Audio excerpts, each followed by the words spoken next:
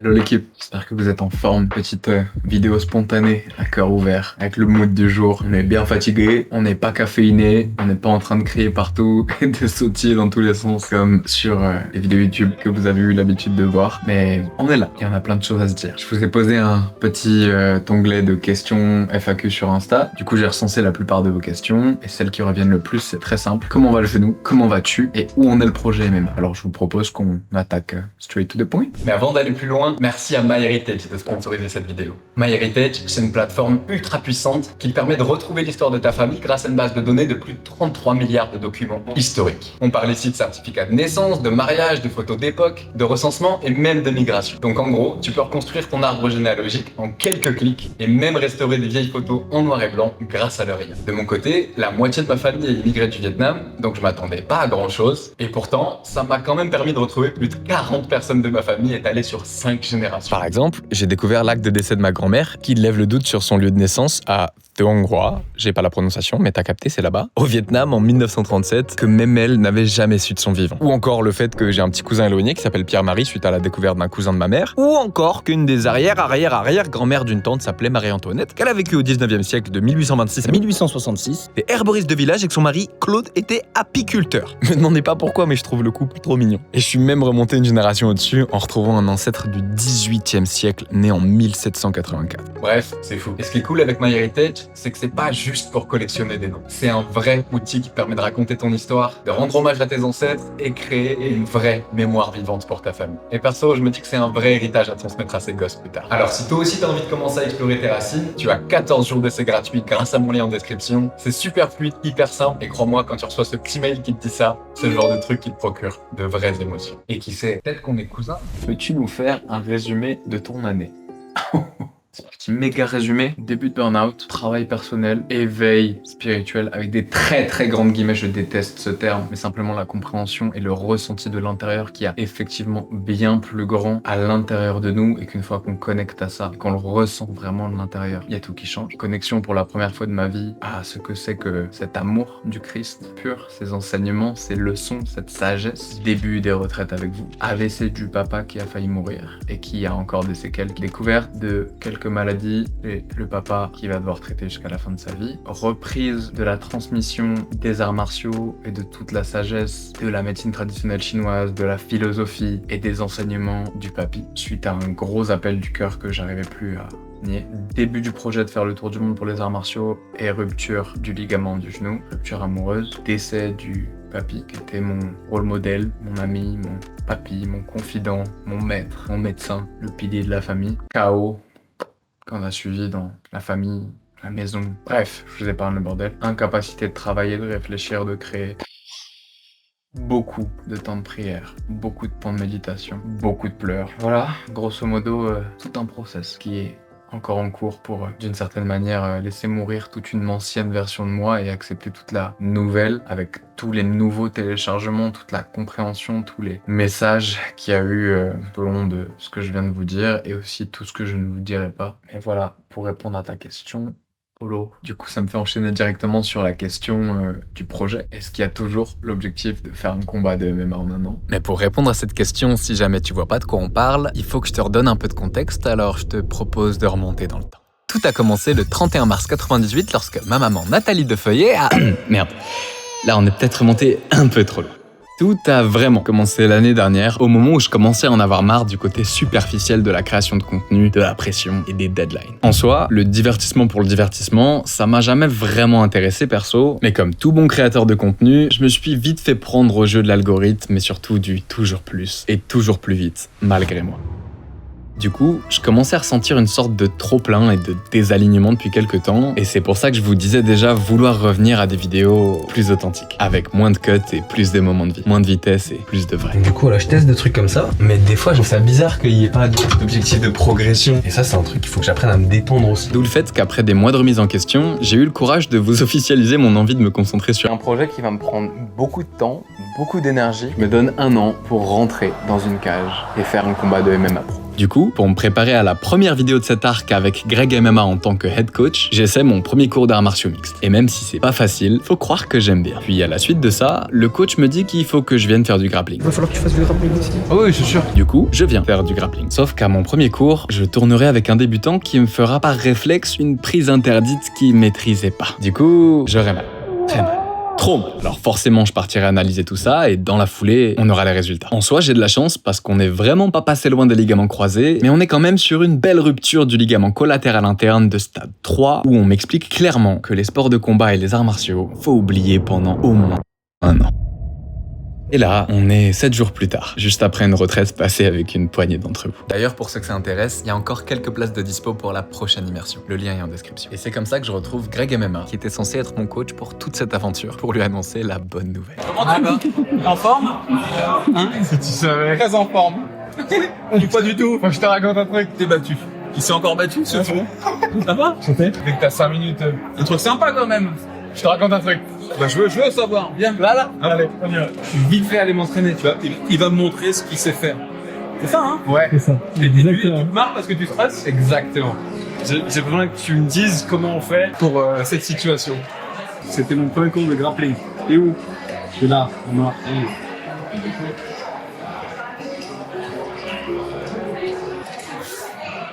Oh! Oh bah c'est foutu. Ouais, c'est foutu. C'était le premier épisode. Et il le prend avec un sourire, c'est incroyable parce que... Je suis obligé. Non, mais moi, je suis stoïcien, mais jusqu'à un certain point. Hein. Après, voilà, on est les sportifs, on a tous des bobos, hein. Mais tu vas revenir plus tard. En attendant, tu vas développer d'autres agilités, d'autres skills, et il n'y a pas le choix. Hein. On peut pas s'arrêter. Hein. Donc, je sais pas trop quelle est la suite de ce projet, je sais pas trop comment faire. Alors, je me suis dit, je vais aller prendre des conseils chez le sensei. Le projet, il va attendre. Mais moi, à chaque fois que je me suis blessé quelque part, j'ai réussi à développer d'autres talents. Donc, si t'as le genou en vrac, bah écoute, tu bombardes les tractions, tu bombardes peut-être tout ce qui est travail de kung fu main collante. Quand t'es blessé au coude, bah écoute, tu travailles plus ton taekwondo, tes coups de pied, ton muay thai. Il y a toujours moyen de s'entraîner. Le but, c'est de conserver une ligne de conduite. Et le cercle positif permet de mieux récupérer. Je sais pas si mentalement, je me sentirais de retourner en grappling, tu vois. Faut pas finir sur un échec, donc... Mais non, faudra y retourner de toute façon, le charbon. À ce stade-là, je sais pas, parce que j'ai encore beaucoup d'appréhension. On a perdu l'usage, bon là c'était que d'un membre pendant que quelques mois. Mais rien que ça, en fait, ça suffit à se dire que la santé, elle est méga précieuse et que, effectivement, flemme de monter sur un ring ou une cage pour se répéter quelque chose. Mais à mon sens, le but de ce projet, il va plus loin que simplement pour faire un combat. Ça, c'est presque que le côté YouTube friendly, le côté putaclic des réseaux sociaux. Ça fait un bon titre, ça fait une bonne minia, ça fait un bon concept de j'ai 1 an pour combattre. Mais en vrai, le pourquoi du fond, c'est déjà parce que beaucoup de mes racines familiales et martiales sont en lien avec ce projet qui, en plus, est dans la continuité des PMP. Mais surtout, en ce moment, ce qui me fascine et ce que j'ai tous les matins comme envie, depuis que j'ai retrouvé de l'envie, parce que c'était parti pendant quelques temps, c'est pas de faire un combat. J'ai pas la hargne de me dire oh, ok, j'ai trop envie d'aller m'entraîner pour devenir le meilleur et mettre des KO. En vrai, j'en ai rien à battre. Et comme d'hab, il y a plein de trucs sur lesquels je m'exprime pas forcément sur les réseaux, mais cette année, je suis allé me former dans plein de disciplines de soins, thérapie, plus ou moins alternatives, dont les plus connus vont par exemple être tous les travaux de respiration type breathwork. Et en gros, plus j'apprenais comment me soigner et aussi soigner à travers ce corps et ses mains, plus je me disais, mais j'ai pas envie d'infliger des dégâts avec ses mains. J'ai envie de faire des câlins, j'ai envie de soigner littéralement. J'ai pas envie de faire mal. Je vous avoue que je me suis vraiment un peu remis en question vis-à-vis de ce projet qui me passionne et qui me hype toujours autant, hein, mais la forme, je pense que ce sera plus la même. Aller explorer les arts martiaux, creuser, voir tout ce qu'on a oublié sur le côté développement de la conscience, de la philosophie, du fond que les clubs et les pratiquants ont même pas délaissé, juste qu'ils ont totalement oublié. Ça me chauffe, mais l'aspect juste pur et bête et méchant du combat, je sais pas pourquoi, mais ça résonne un peu moins. Peut-être que ce sera amené à évoluer dans les prochains temps, mais pour l'instant, je marche au jour le jour, et là, tout de suite, c'est ce qui résonne le plus. Vis-à-vis de la santé mentale, cette année, ça a vraiment été l'année la plus difficile et la plus douloureuse de toute ma vie. Je crois l'avoir dit quelque part, mais je sais pas si c'est à vous, si c'est un pote ou quoi, mais il y a pas longtemps, je dis que j'ai plus pleuré en 6 mois qu'en 27 ans d'existence, du coup. Ça, c'est assez perturbant, surtout pour quelqu'un qui initialement pleure très peu. Et pourtant, je m'étais ouvert déjà à vous sur le fait que ma vie, elle a pas été facile dans ma construction, parce que je suis passé par plein d'épreuves qui, objectivement, sur le papier, étaient vraiment difficiles, mais qui pourtant m'ont peut-être affecté moins que ce que certains moments de cette année l'ont fait. Mais si je dézoome un peu et que je vous donne un exemple, ce qui se passe là, chez quelqu'un, on peut jamais le comprendre. Peut-être que de perdre ma mère, ça a été moins douloureux que pour toi de vivre une rupture amoureuse. Et à l'inverse, peut-être que pour quelqu'un, perdre son chien, ça peut l'amener à littéralement se tuer, alors que toi, de l'extérieur, t'aurais juste accès à l'événement objectif, c'est-à-dire la perte du chien, par exemple. Mais tu pourras jamais comprendre la subjectivité, c'est-à-dire le ressenti subjectif de ce que cette personne a ressenti à ce moment-là. Et c'est pour ça que tu vois des fois plein de gens qui sautent la vie, littéralement, plein de gens qui se tuent pour des raisons qui, sur le papier, sont pas si graves que ça. Mais parce qu'on sous-estime beaucoup à quel point la douleur qu'on peut ressentir, elle est pas forcément liée à un événement, à quelque chose qu'on peut comprendre. Et ça, tu le vois souvent dans les familles, quand par exemple il y a quelqu'un qui part, tout le monde vit la perte de la même personne, disons le grand-père, pour faire écho avec mon année, mais personne ne le vit de la même manière, parce que personne n'a la même relation avec le grand-père, et personne n'a la même relation à soi vis-à-vis de tous les regrets qu'il peut y avoir, toute la culpabilité qu'il peut y avoir vis-à-vis de tous les j'aurais dû faire ça, vis-à-vis de trop de choses. Donc tout ça pour vous dire, déjà merci pour tout l'amour et tout le soutien que vous m'avez envoyé cette année. Je sais que vous avez été là, je vous sens vraiment, et le fait de savoir que je peux compter sur une équipe aussi solide, littéralement ça me touche, genre là ça me met les larmes aux yeux, parce que sa mère, vous avez été là plus que certaines personnes de mon entourage, et ça me touche vraiment du fond du cœur. Donc merci beaucoup. Déjà, je profite de ça pour répondre aussi à pas mal de commentaires de l'autre spectre que j'ai reçus, type il faut arrêter de dramatiser, tu t'es juste fait un genou, ou t'as juste perdu ton grand-père, c'est la vie, c'est normal.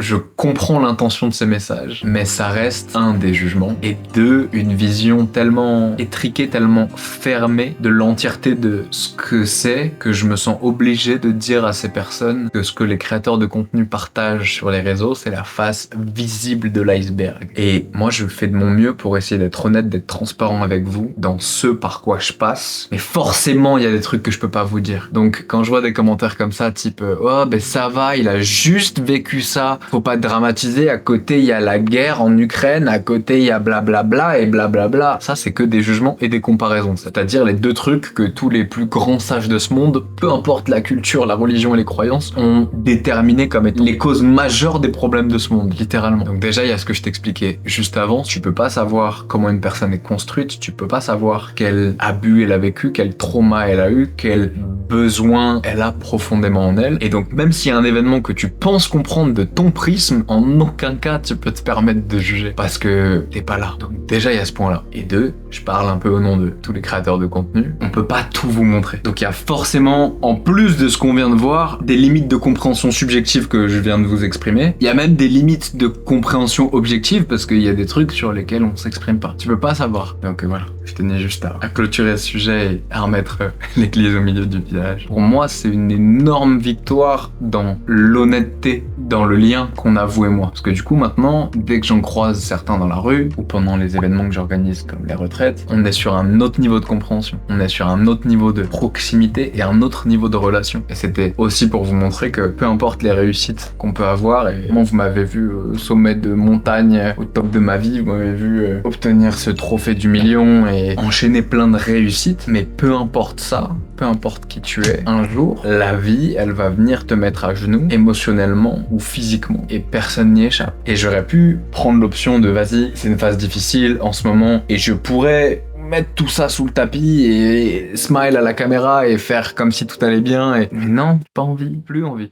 Voilà, tout ça pour vous dire que ça va de mieux en mieux. Je retrouve de plus en plus de feu et de vitalité, mais c'est encore un peu roller coaster, dans le sens où il y a encore des choses qu'il faut que je digère, que je processe et que j'intègre. Quelle est la leçon la plus mémorable que tes parents t'ont apprise c'est de comprendre qu'ils ont fait de leur mieux avec les moyens qu'ils avaient, même si ça en avait pas l'air. Ils ont toujours fait de leur mieux. Les vôtres aussi. Même si ils ont fait des trucs durs, c'était nécessaire à la construction de qui vous êtes maintenant, même si à un moment de votre vie ça vous a détruit, même si ça vous a fait souffrir, même si ça vous a vraiment amené au plus bas, vous êtes là. Et c'était nécessaire à la construction du vous maintenant. Qui a eu la plus grande influence sur ton caractère? Cette année, en personne physique, je dirais mon frère de cœur, Steve, que vous avez aperçu dans la vidéo de la blessure. Même pas chercher plus loin que tout ce que t'as vécu avant. C'est en lien direct. Que de la rupture de ce que t'as vécu avant. Tu pourrais faire un vlog pendant une retraite pour montrer les backstage. En soi, j'y ai jamais trop pensé parce que c'est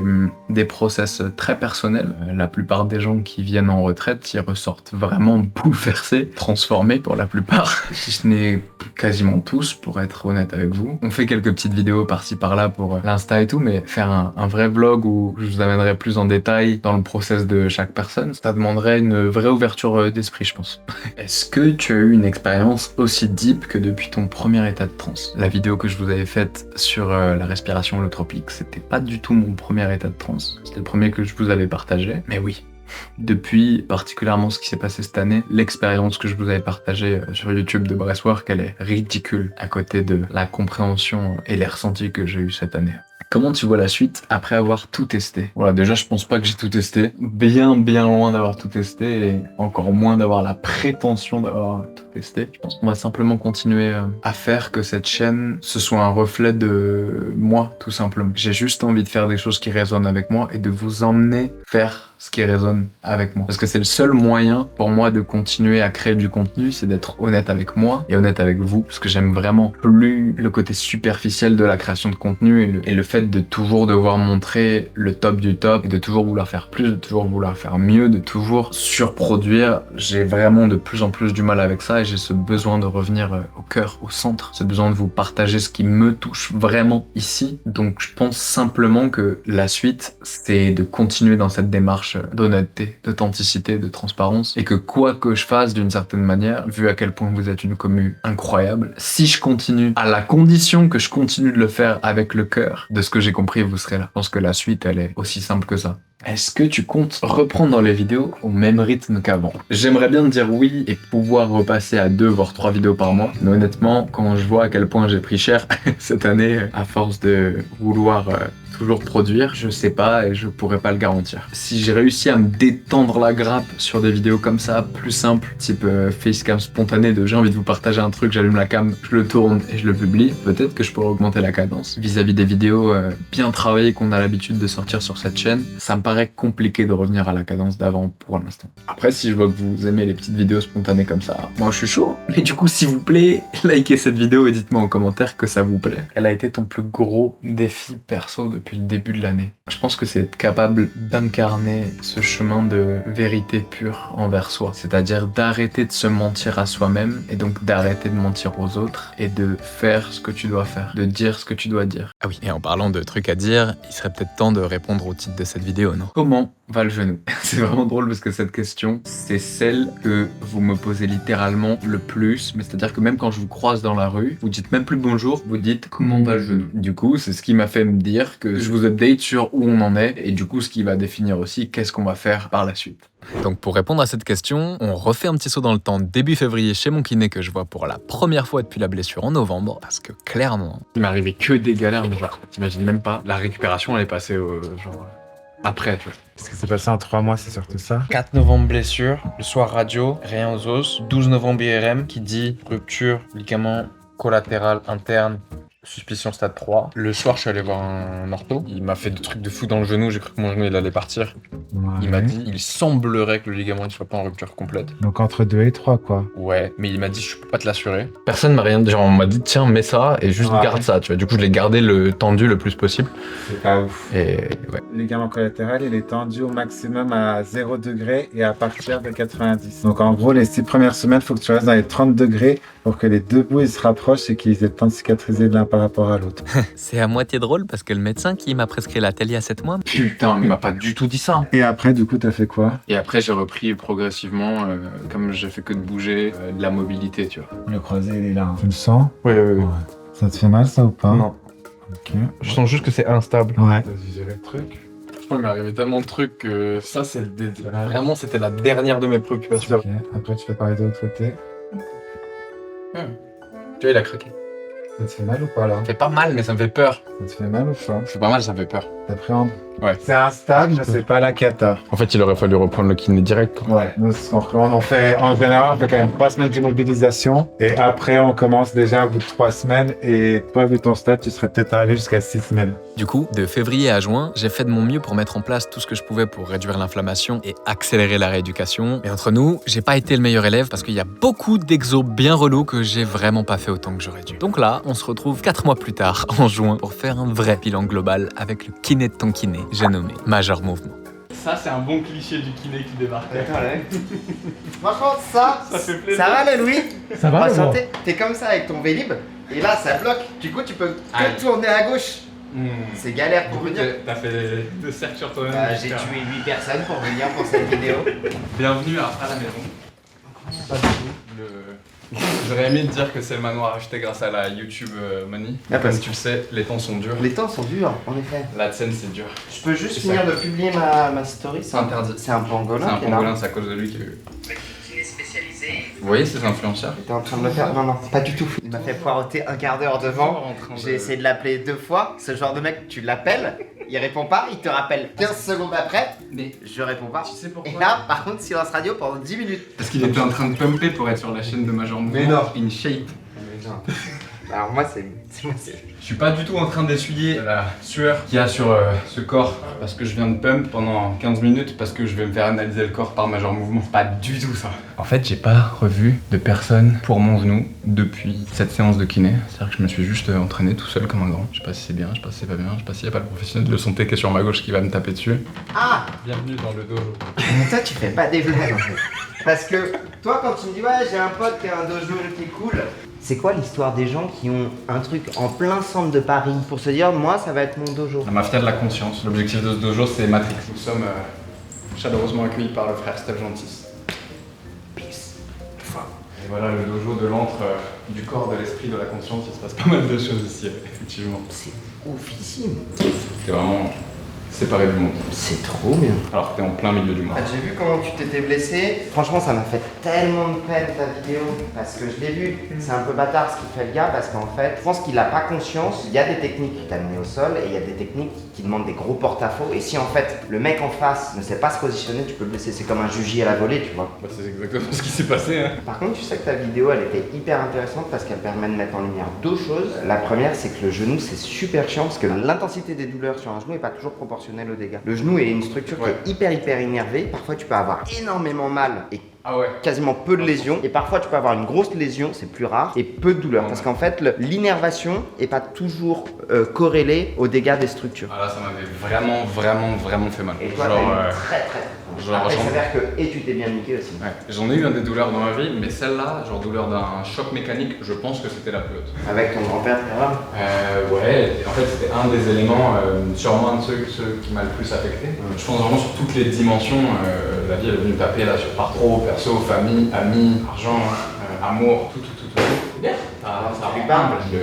Je le ressens plus à l'intérieur de moi effectivement depuis qu'il est parti et j'avais fait une vidéo, au revoir YouTube, qui disait en mode oula, je sens que là il commence à se passer des trucs, je vais avoir besoin d'un peu de temps et surtout j'ai envie de reprendre la transmission de mon grand-père. Et du coup ça faisait déjà 3, 4, 5 mois que j'étais en train de plus en plus de m'entraîner avec lui, de récupérer son savoir sur la médecine traditionnelle chinoise, sur le kung fu, sur le qigong. Et donc l'idée c'était encore plus de s'imprégner de tout ce qu'il connaissait avant son départ. C'est comme si d'une certaine manière j'avais senti que il y a un time cap. Est-ce que t'as pas l'impression qu'il y a un décalage finalement entre notre génération, YouTube, toucher beaucoup de gens et avoir l'impression que c'est une forme de finalité qui ne se termine jamais, il y a toujours une prochaine vidéo. Là où finalement, le Qigong, la médecine traditionnelle chinoise, le fait que ça vienne de génération en génération, avec des gens qui prennent le temps de te transmettre leur savoir, en fait c'était peut-être beaucoup moins viral, mais beaucoup plus profond, beaucoup plus ancré. Ouais, c'est exactement le constat auquel j'en viens. En fait. Il y a des trucs trop beaux dans notre société qui va très vite et permet de partager de l'info, de l'amour et cette fast life où tu claques des doigts, t'es dans un autre pays, t'appuies sur un bouton, t'as une voiture qui vient te chercher, qui te dépose à un endroit, t'appuies sur un autre bouton, on te livre à manger. Il y a aussi tous les downsides de ça. Effectivement, ce côté que nos grands-parents ils avaient et encore plus quand t'as un papy, grand-maître de Kung Fu qui depuis pendant 20 ans, tous les matins, je le voyais faire son tai chi, son qigong, en méditation active. Il y a une vraie différence et c'est ce que j'ai envie de petit à petit leur ramener derrière l'écran. Et notamment dans les espaces là que j'ai commencé à créer depuis un an. Donc ouais, je te rejoins 100%. Moi, c'est l'énergie que tu dégages, Tristan. Tu dégages pas du tout la même énergie. Je trouve que tu te dégages. Quand je te vois, j'ai l'impression que c'est un arbuste qui commence à s'enraciner. Ouais. Là où avant, c'était un tronc d'arbre très balèze qui bougeait dans tous les sens. Où là, ok, j'accepte d'être entre guillemets plus fragile, mais de m'enraciner. Ouais, c'est ça. Ça m'a forcé. Et pour les petits voyeurs que ça intéresse, il y a une vidéo d'analyse de mon corps tout cassé par CPMP plus poussée qui arrive sur la chaîne de Major. Mais avant de la voir, il serait peut-être temps de répondre à la question initiale. Comment va le genou? Comment tu te sens le genou là? En fait, c'est la question que tout le monde me pose. Vous avez croisé 3, 4, 5 d'affilée et vous m'avez dit tous la même chose d'affilée. Du coup, je suis là en mode, ok, il faut que je vous update sur ce fameux genou, où on en est, qu'est-ce qui se passe, qu'est-ce qu'on va faire, est-ce qu'on reprend ce projet, d'où le fait. Ah ouais, t'es sur la reprise du projet? Bah, on sait pas. T'es un chaud. On sait pas, mais du coup... Ok, toi, sur des gestes sportifs, comment tu sens ton genou? Est-ce que ton genou, tu le sens stable ou est-ce que tu as une appréhension? Et ça nous donne 3 tableaux différents. 1, est-ce que passivement, il tient bien? 2, est-ce que activement, il tient bien? Et 3, quel est ton niveau d'appréhension? Et en fait, c'est ces 3 données qui nous permettent de savoir s'il y a une reprise possible ou pas. Ok. La plus importante étant la stabilité active réelle. Je te donne une sensation. Et là, je te demande de faire un backflip depuis la table. C'est exactement, pour moi, le backflip, c'est genre là où tu sais que ça y est. Exactement. Mais le backflip est un bon exemple, même pour vous qui regardez la vidéo. Est-ce que j'ai la capacité réelle de le faire ou est-ce que j'ai une appréhension de le faire?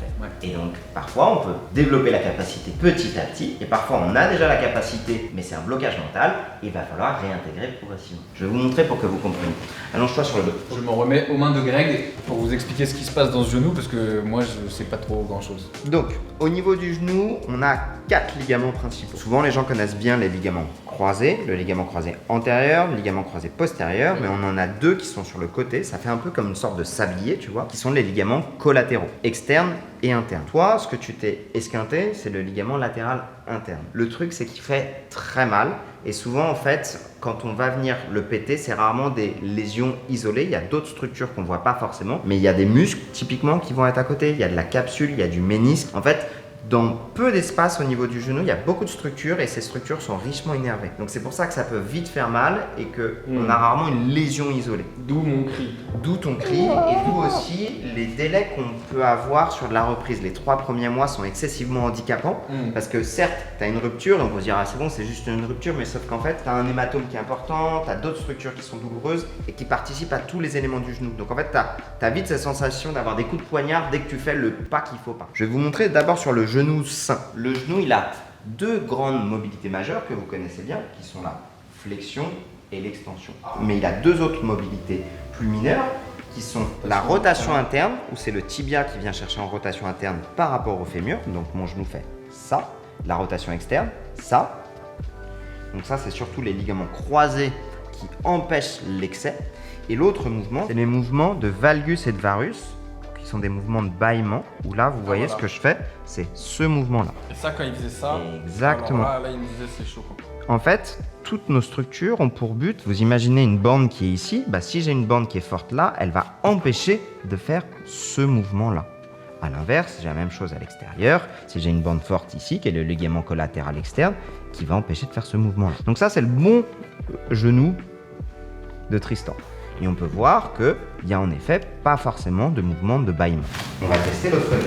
Personne n'a manipulé ce genou depuis 4 mois. Et là, on peut voir la différence. Ah là, je le sens. Je le là, vois tu pas, le mais sens. je le sens. Donc, si tu regardes, tu me traces ici, si le possible en post-prod, une ligne droite qui fait son fémur, son ligament.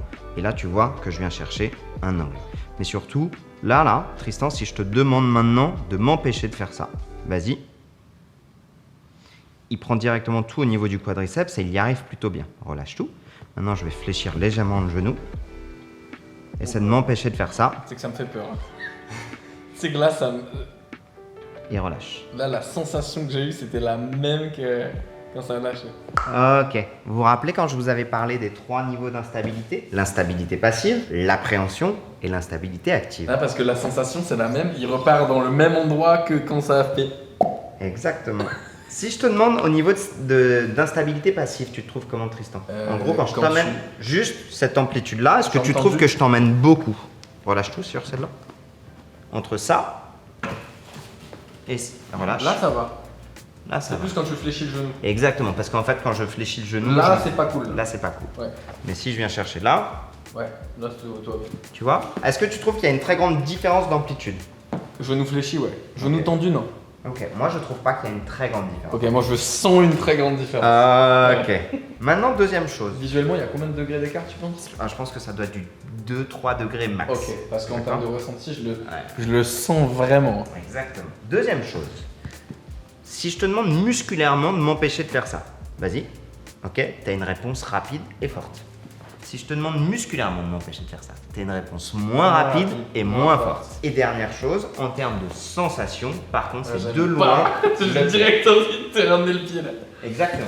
Donc tu vois, c'est là où ton renforcement, il est bien, mais il est temps que tu intègres dans ton renforcement les mouvements que tu n'as pas envie de faire. C'est mignon le squat et le soulevé de terre, mais là, il faut faire autre chose. Squat et soulevé de terre, c'est de loin le meilleur pari sur lequel tu as pu miser. Parce qu'en fait, c'est ce qui a permis pendant tout ce temps-là de maintenir la masse musculaire, de maintenir le schéma neuromusculaire et de maintenir une activité, de maintenir les amplitudes. Maintenant, tu as besoin en effet de travailler plus spécifiquement les mouvements anti. Alors, je me plante à chaque fois, il y a un moyen mémotechnique pour les genoux. Les genoux en X, c'est genoux valgus, parce que c'est comme valgum, un chewing-gum et t'as les genoux qui collent. Les genoux à l'extérieur, c'est genoux varus, comme un tonodrome et qui sort. Varus. Varus.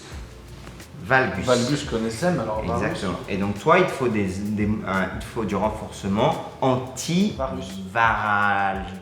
Ce que tu veux, c'est éviter que ton genou il parte par là. Là-bas. Donc ça va être de renforcer justement toute la chaîne interne et notamment sur des exercices en isométrique, juste là, où tu vas ramener le pied à l'intérieur. Ok. Et là, tu sens qu'il y a quand même une différence palpable, quoi. Pas ouf. Ok. Je sens que toi, t'es pas bien, je sens qu'il y a une forte appréhension. Relâche. Ça, c'est des exercices. Pour le coup, je t'invite à aller voir un kiné parce que tu vas voir que tu vas avoir une évolution qui est assez rapide parce que c'est plutôt du schéma neuromusculaire que de la force pure et dure. Donc reviens chercher ça. C'est quoi, c'est de l'adducteur qui... L'adducteur, mais regarde, si on vient chercher ici aussi,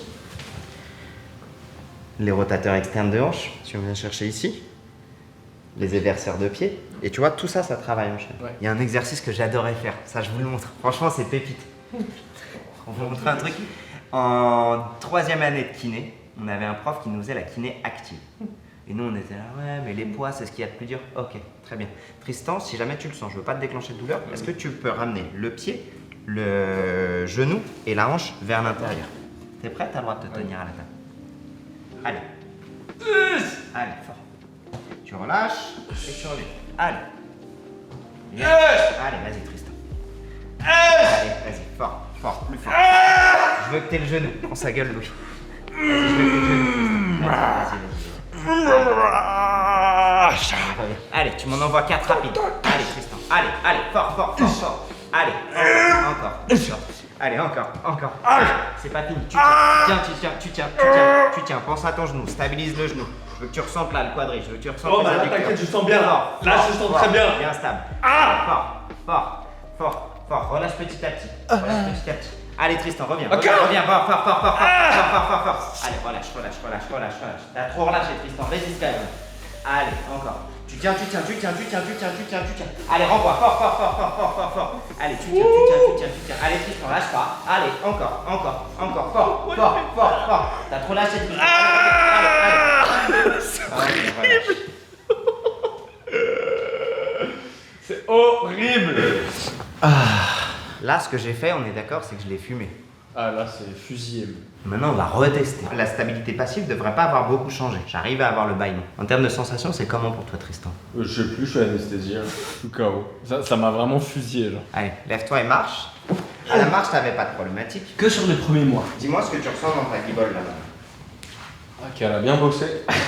Alors, après avoir fait le bilan de mon genou sur le plan théorique et m'avoir bien fusillé sur cet exo de mort, T'as trop lâché Tristan. Greg me remontre tous les exos bien relous que je dois faire si je veux retrouver la stabilité qui me permettra de refaire des trucs comme ça ou encore ça. Tu me mets ni force, ni vitesse, ni puissance. Et tu vas me travailler sur 3 à gauche, 3 à droite. Sur des... Tout simple. Tu poses le pied juste. Boum. Sur ça, Ouais. Exactement. plus quand il est en appui où je me dis. Exactement, parce que c'est pas la même chose. Donc tu me dirais, ça pourrait être un bon truc de commencer à reprendre les kicks gentiment. Progressivement. Et connaissant ton profil, moi, mon seul warning, c'est Doucement. vas-y, Poteau. doucement, progressivement, et être capable de petit à petit réapprendre cette part d'appréhension. Mais pour moi, ton projet il est tout à fait crédible. Maintenant, là, je peux quasiment tout faire. Oui. Et dès que je sens que ça fait mal, je fais pas. Tu fais moins vite, moins fort, moins longtemps. Mais oui, tout à fait. Ok. En fait, tu as passé le délai de 3 à 6 mois de là, on fait gaffe. Là, tu es dans le stade où on fait gaffe, mais dans la progressivité. Et le meilleur outil, ça reste la sensation. La blessure, elle fait partie de la vie du sportif. C'est juste ton corps qui, à un moment donné, te dit « fais autrement ». Très clair. Merci Greg. Merci avec plaisir, Tristan. Franchement, moi, ça me fascine. Voilà pour le genou. Donc pour faire simple, ça va de mieux en mieux. En vrai, j'ai vraiment bien récupéré parce que j'ai pris plein de compléments type collagène, type glucosamine, chondroïtine. J'ai fait beaucoup de trucs anti-inflammatoires, beaucoup de bains froids, beaucoup de cryo, beaucoup de lumière rouge, beaucoup de tout ce que je sais qui peut aider, même si ça aide à 1%, c'est toujours ça de prix. Mais comme tu as pu le voir avec Major, j'ai quand même une bonne instabilité et surtout une vraie appréhension de reprendre. Il va me falloir un peu de temps. Il faut encore que je bosse tous les exos bien chiants et bien relous du kiné que je vous avoue que j'ai totalement la flemme de faire. Et globalement, c'est bien. Il est 1h49. On a parlé de beaucoup de choses. Je sais même pas si c'est cohérent ce que je vous ai dit et tout, parce que comme dit, je suis un peu claqué, mais c'était un plaisir d'allumer cette caméra et simplement d'échanger avec vous à cœur ouvert sur tout ça. J'espère que ce petit moment spontané et à cœur ouvert vous aura plu. En résumé, ça va de mieux en mieux, même s'il y a encore des grosses phases de roller coaster. C'est la vie. On accepte, on avance, on garde du mouvement. Et merci d'être là, je vous aime. Bref, merci à MyHeritage de sponsor cette vidéo. Je vous rappelle qu'en passant par le lien en description, vous avez 14 jours d'essai gratuit pour en apprendre plus sur l'histoire de votre famille.